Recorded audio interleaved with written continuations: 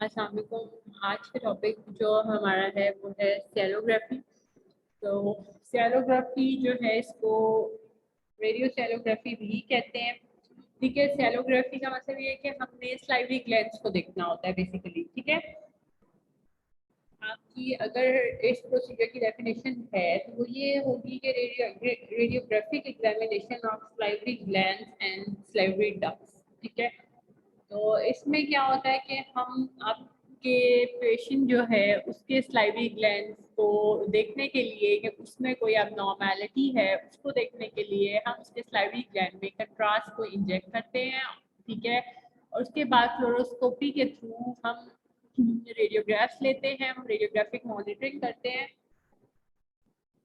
और हमें पता लग जाता है कि यहाँ पे कोई स्पेसिफिक जगह पे इशू आ रहा है। बट इन मॉडर्न रेडियोलॉजी, ठीक है, सेलोग्राफी रिप्लेस हो चुकी है बाय डिफरेंट मोडालिटीज, जैसे कि अल्ट्रासाउंड है, अल्ट्रासाउंड है, या फिर सिटी है, एमआरआई है। सबसे बेस्ट जो है स्लाइवरी ग्लैंड्स को देखने के लिए वो एमआरआई है। और एमआरआई में जो है वो इस कन्वेंशनल टेक्निक जो है सेलोग्राफी की उसको टोटली रिप्लेस कर दिया है। ठीक है, अच्छा, सेलोग्राफी को इमेजिंग के या स्लाइवरी ग्लैंड इमेजिंग के डिफरेंट मेथड्स हैं जिनमें प्लेन रेडियोग्राफ्स यानी हम एक्सरेज लेते हैं, खाली एक्सरेज जिसे प्रीलिमिनरी फिल्म भी कहते हैं। ठीक है, सेलोग्राफी है खुद सेलोग्राफी का मतलब ये है कि हम स्लाइवरी ग्लैंड्स को देख की विजुअलाइजेशन करते हैं via giving contrast to the patient. ठीक है, सिटी करते हैं, सिटी हम इन केस में करेंगे अगर ग्लैंडुलर एनलार्जमेंट है, ट्यूमर्स है, या फिर एमआरआई करेंगे। ठीक है, एमआरआई तब करेंगे इन दैट केसेस जब हमें लग रहा होगा कि स्लाइवरी ग्लैंड से कोई स्पेसिफिक लीजन्स हैं। ठीक है, रेडियो न्यूक्लाइड इमेजिंग होती है, न्यूक्लियर स्कैन्स होते हैं, that would provide us about the physiological info. ठीक है, अंडर सिक्रीशन और ओवर सिक्रीशन ऑफ ग्लैंड्स की अगर हो जाए तो उसके लिए फिर हम रेडियो न्यूक्लाइड स्कैन्स को देखते हैं। सिक्रीशंस का ऑब्वियसली फिजियोलॉजी है, सिक्रीशंस जो है ये फिजियोलॉजिकल एक्टिविटी है, तो फिजियोलॉजिकल एक्टिविटी हमें न्यूक्लियर स्कैन्स में नजर आती है, बाकी में स्ट्रक्चरल और फंक्शनल होती है। ठीक है, बाकी सारी मोडेलिटी स्ट्रक्चरल और फंक्शनल बोथ हो सकती है, बट न्यूक्लियर स्कैन जो है, ठीक है, उसमें ज्यादा बेस्ट जो हमें नजर आ रहा होता है वो फिजियोलॉजी है, बेसिकली फंक्शन है कि ऑर्गन फंक्शन कैसे कर रहा है। ठीक है, अगर मैं इससे अब एक्सरेज की बात करूं, खाली अगर मैं इसमें बात करूं कि हम स्लाइवरी ग्लैंड से खाली एक्सरे ले रहे हैं, फॉर एग्जांपल टेंजेंशियल पोजीशन में पेशेंट को लिटा के स्पाइन पोजीशन में, तो उसका मतलब ये है कि हम सिर्फ स्ट्रक्चरल चेक कर रहे हैं उसमें। ठीक है, लेकिन अगर हम बात कर रहे हैं रेडियो न्यूक्लाइड इमेजिंग की तो इसका मतलब हम स्ट्रक्चर और फंक्शन दोनों चीजें देख रहे हैं। अच्छा, Scalography is the radiographic examination of the salivary glands. It usually involves the injection of small amount of contrast medium into the salivary duct of a single gland followed by routine X-ray projection. The resulting image is called scelogram. ठीक है, तो उन्होंने ये बताया है कि सेलोग्राफी आपके salivary glands की रेडियोग्राफिक एग्जामिनेशन है, रेडियोलॉजिकली हम इसको स्टडी कर रहे हैं। इसमें क्या होता है कि हम पेशेंट के स्लाइवरी डक्ट में कंट्रास्ट इंजेक्ट करते हैं वाया स्पेसिफिक, इसके लिए भी कैथेटर होता है। ठीक है, या कैनुलेशन करते हैं। उस कैनुलेशन करने के बाद कैनुलेशन करना ही बहुत मतलब एक्सपर्टीज जो कहते हैं ना वो रिक्वायर्ड होते हैं इस कैनुलेशन के लिए। मैं आगे दिखाऊंगी कैसे कैनुलेशन करते हैं इस प्रोसीजर के लिए। अच्छा, ये आपके सामने एक सेलोग्राम रखा हुआ है जिस जो पैरोटिड ग्लैंड्स का है बेसिकली। इसमें उनमें उन्होंने दिखाया हुआ है एरो लगा के ग्लैंड की इन्फ्लेमेशन हुई है और एक तरफ इरेगुलर डक्ट है। ठीक है, अच्छा, अब सबसे पहले तो आपको स्लाइवरी ग्लैंड्स का पता होना चाहिए ना कि स्लाइवरी ग्लैंड्स कितने टाइप के होते हैं। स्लाइवरी ग्लैंड्स तीन है, पैरोटिड, सबलिंगुअल, सबमैंडिबुलर। सेलोग्राफी सिर्फ दो ग्लैंड्स की होती है, पैरोटिड और सबमैंडिबुलर ग्लैंड की। पैरोटिड लार्जेस्ट ग्लैंड है और सबमैंडिबुलर स्मॉलेस्ट ग्लैंड है। सबलिंगुअल नहीं करते क्योंकि ये अंडर द पेंटम पड़ी हुई होती है ये वाला ग्लैंड। ठीक है, जबान के नीचे होता है, इस वजह से हम ये वाला इसकी हमारे पास सेलोग्राफी नहीं होती क्योंकि इस जगह पे इतनी ज्यादा पैथोलॉजी हमें नहीं मिलती। ठीक है, और इधर कैन्युलेशन जो है वो इतनी को परफेक्ट हमें नहीं मिलती, इसलिए अगर हमने देखना हो आसपास के एरिया में तो हम पैरेटिड ग्लैंड को सबसे पहले कैन्युलेट करते हैं, उसके बाद सेकंड नंबर पर अगर कैन्युलेशन करनी पड़े तो सब मैंडिबुलर ग्लैंड की करते हैं। ठीक है, अच्छा जी, ये कुछ बेसिक एनाटमी अगर आप यहाँ राइट साइड पे देखो तो एक इमेज उन्होंने दिखाया हुआ है, उसमें पैरोटिड ग्लैंड की कैन्युलेशन की हुई है। लार्जेस्ट ऑफ द ग्लैंड होता है, ठीक है। पैरोटिड डक्ट का फंक्शन क्या है? It conducts saliva from gland to mouth, ठीक है। फिर सबलिंगुअल ग्लैंड है, it is the smallest pair है, ठीक है। सबमैंडिबुलर ग्लैंड है। अच्छा, अब हम किस किस कंडीशन में सैलोग्राफी जो है वो परफॉर्म कर सकते हैं? अच्छा, सैलोग्राफी में आपने ये बात याद रखनी है कि at a time, at one time, at what time interval सिर्फ एक ग्लैंड को एग्जामिन कर सकते हैं। अगर हमने सबसे पहले फॉर एग्जांपल पैरोटिड ग्लैंड देखना है तो हम पहले पैरोटिड ग्लैंड को स्टडी करेंगे, उसके बाद हमने रेडियोलॉजिकल एग्जामिनेशन करनी है सब मैंडिबुलर ग्लैंड की, ठीक है। एट अ टाइम सिर्फ एक ही ग्लैंड को आप विजुअलाइज कर सकते हो, ठीक है। थोड़ा time consuming procedure, expertise required है इसमें, इस वजह से। इंडिकेशन क्या हो सकती है? Pain in your neck, swelling feel हो रही है, सिक्का सिंड्रोम, ठीक है। ये एक स्पेसिफिक सिंड्रोम है, इसको जॉगरन सिंड्रोम भी एक है, ठीक है। अगर आपको क्वेश्चन ऐसे आ जाए कि सिक्का सिंड्रोम और या जॉगरन सिंड्रोम के लिए कौन सी मोडालिटी की जाएगी या कौन सा मेथड परफॉर्म किया जाएगा रेडियोलॉजिकल प्रोसीजर्स में, तो सियालोग्राफी आपने ऑप्ट करना है अगर एमसीक्यूज में आ जाता है। या 2017 में जब मेरे बैच ने पेपर दिया था, जब मैंने पेपर दिया था तो हमें क्वेश्चन आया था और सियालोग्राफी हमारे सिलेबस में इंक्लूडेड नहीं था। अभी आपके सिलेबस में भी इंक्लूडेड नहीं है, लेकिन क्योंकि यूएच जैसा कुछ पता नहीं है तो आ सकता है, इसलिए मैं आपको लेकर आ रही हूँ। हमें भी ऐसे क्वेश्चन आया था कि write down the radiological procedure for सिका सिंड्रोम, और हमने इंडिकेशंस पढ़ी नहीं हुई थी, इसलिए पता ही नहीं था कि सिका सिंड्रोम होता क्या है, ठीक है। तो सिका सिंड्रोम बेसिकली साइवरी ग्लैंड से एक एबनॉर्मैलिटी है, ठीक है। तो अगर आपको आ जाएगा तो आपको पता होना चाहिए। कैल्कुलाई हो सकता है, सियालोलिथियासिस इनको कहते हैं, स्टोन्स बेसिकली स्लेवरी ग्लैंड्स में, ऑब्स्ट्रक्शन हो सकती है, स्ट्रक्चर्स नैरोइंग हो सकती है, चेंजेस सेकेंडरी ट्रॉमा हो सकता है। सेकेंडरी ट्रॉमा का मतलब ये होता है कि डायरेक्ट उस जगह पर ट्रॉमा नहीं हुआ, ठीक है। मैसिव ट्यूमर्स को देखने के लिए हो सकता है, या अगर हमने प्रेजेंस देखनी है, ब्लॉकेज है कोई, उसको देखने के लिए ब्लॉकेज कैसे हो गई, कि अगर फॉर एग्जांपल वहाँ पे स्टेनोसिस है, कुछ स्टेनोटिक लीजन है, ठीक है, नैरोइंग हो गई है, ठीक है, उसकी वजह से सिक्रीशन जो है वो आगे पास नहीं हो पा रही, तो ब्लॉकेज हो गई है, ठीक है। और हो सकता है कोई डक्टल डिस्ट्रक्शन हो गई हो, उसके लिए लोकेशन, साइज, नेचर और रीजन ऑफ स्वेलिंग और मैस देखने के लिए, ठीक है। तो और ये देखिए, ये आपके सामने जो इमेज है, ये बेसिकली ये जो आपको एरो नजर आ रहा है, ये आपका सलाइवरी ग्लैंड में स्टोन पड़ा हुआ है, ठीक है। नेक्स्ट ये जो है, ये आपकी नेक पे स्वेलिंग हुई हुई है, पैरोटिड ग्लैंड स्वेल किया गया। अगर आपने नाम सुना हो पैरोटाइटस, जैसे मम्स का नाम भी लिया जाता है, ठीक है। उसके बाद कॉन्ट्राइंडिकेशन में वही basic history of contrast, media allergy, acute infection, severe inflammation of salivary glands. In conditions में आपने पेशेंट को परफॉर्म नहीं करना। इक्विपमेंट्स क्या क्या रिक्वायर्ड है? फ्लोरोस्कोपी रूम चाहिए, डायलेटर्स और ड्रॉप्स चाहिए, silver cannula, 18 gauge needle, polythene catheter.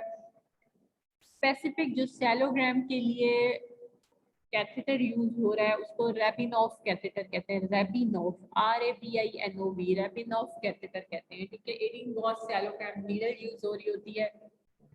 हम सैलोग्राफी भी दो तरह से कर सकते हैं, आइदर बाया कैन्युलेशन और कैथेटर पासेज से। तो वो हमारे रेडियोलॉजिस्ट पे डिपेंड करता है कि वो कौन सा प्रोसीजर परफॉर्म करेंगे, बाया कैथेटराइजेशन या कैन्युलेशन, ठीक है। साइलोग्राम ट्रे होती है जिसमें gauze, sterile, towel, spotlight, magnifying glass, gloves, eyewear, mask, ये सारा कुछ पड़ा हुआ होता है, ठीक है। ये सैलोग्राम नीडल है जो 18 गॉज या 22 गॉज नीडल यूज की जाती है।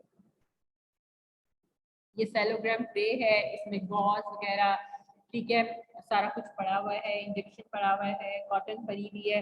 और साइड में आप देखोगे तो लेमन वेजेस भी पड़े हुए हैं। अब सेलोग्राफी में लेमन वेजेस का क्या काम होता है?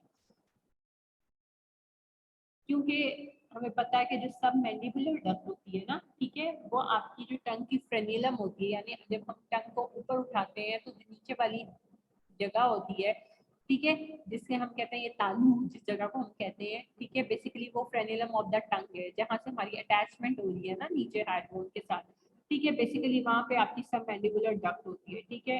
बाज होता ऐसा होता है कि वो इतनी खास विजिबल नहीं हो रही होती हमें, ठीक है, सब मैंडिबुलर डक्ट। तो ऐसे में हम क्या करते हैं, एक सियालोगॉग भी कहते हैं इसको, ठीक है। साइलोगॉग का मतलब होता है कोई सिट्रिक चीज जो होती है वो हमने पेशेंट को देनी होती है सक करने के लिए, इसलिए हम पेशेंट को लेमन देते हैं सक करने के लिए, ताकि वो उस ग्लैंड की सिक्रीशन को प्रमोट करे और वो जो ग्लैंड है या वो डक्ट जो है वो हमें ज्यादा बेटर विजुअलाइज हो सके, ठीक है।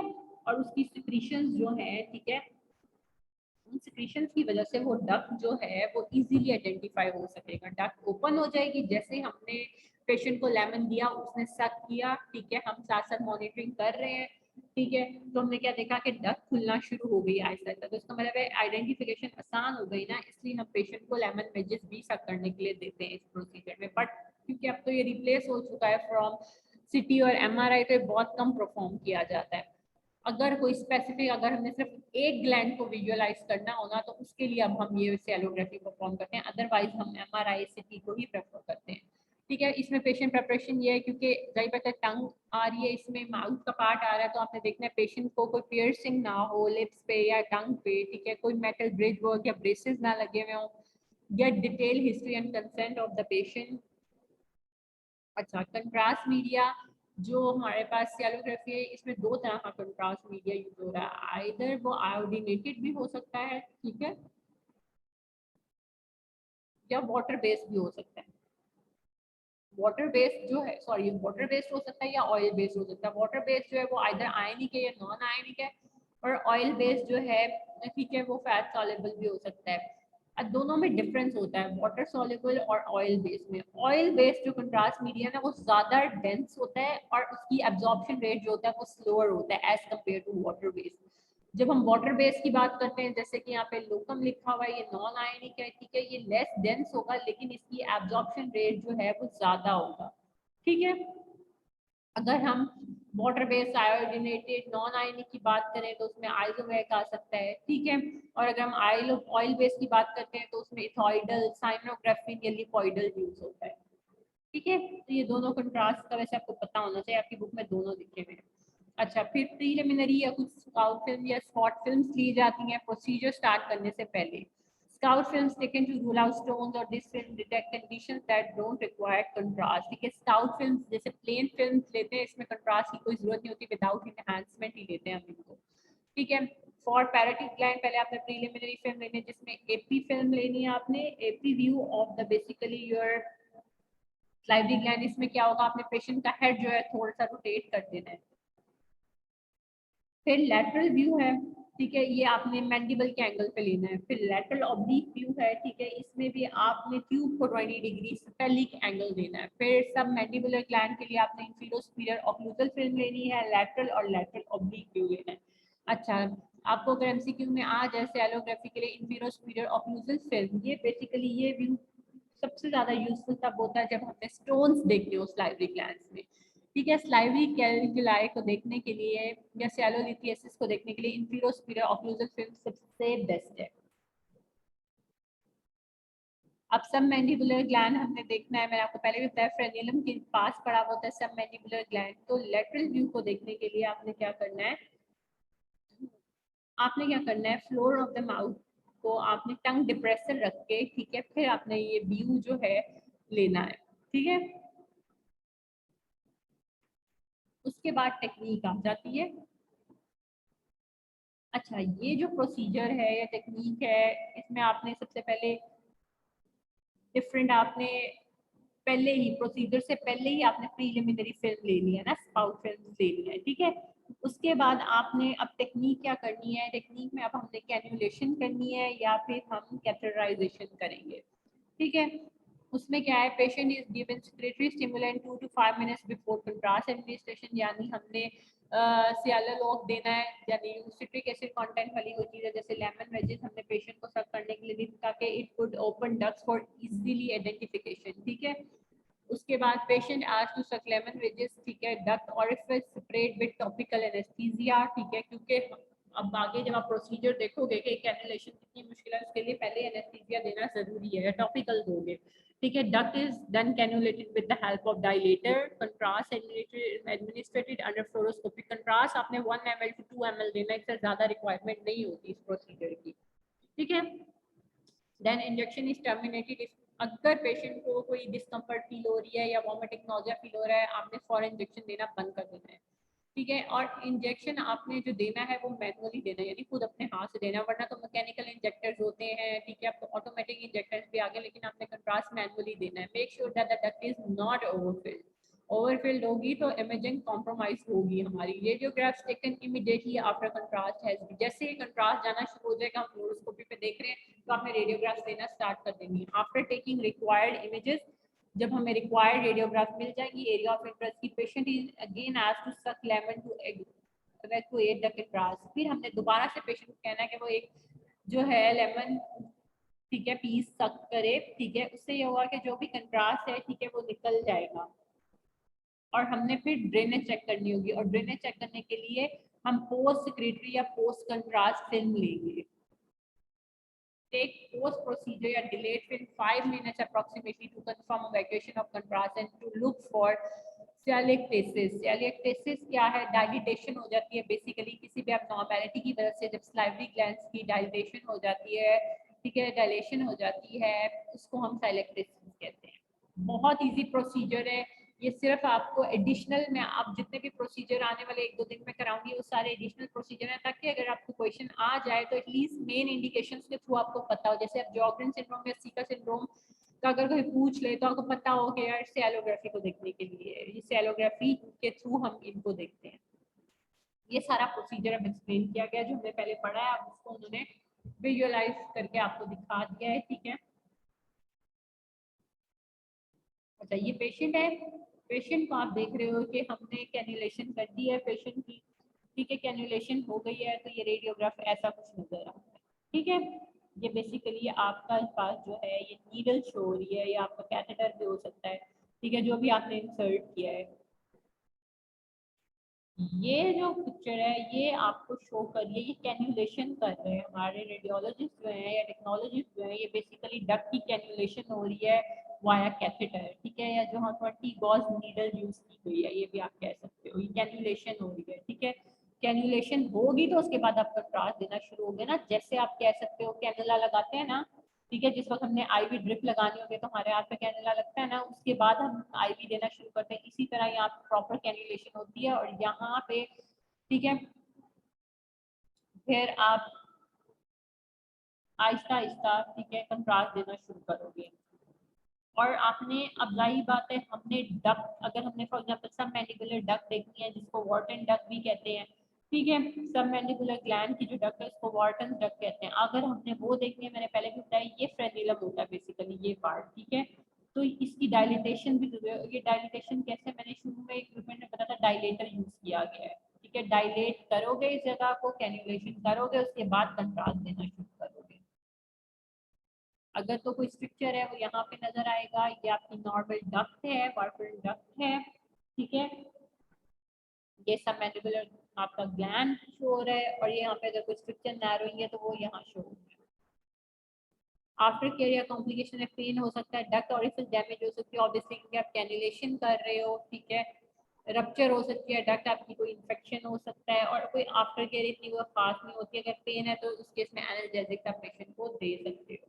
तो ये आपका प्रोसीजर था, ये बस आपकी नो हाउ के लिए जरूरी है, क्योंकि मैंने आपको पहले भी बताया कि पेपर में कुछ भी आ सकता है, ठीक है। तो होपफुली यहाँ तक चीजें क्लियर होंगी, किसी का कोई पॉइंट अगर मिस हो गया रह गया तो आप लोग मुझसे दोबारा पूछ सकते हो। Thank you so much.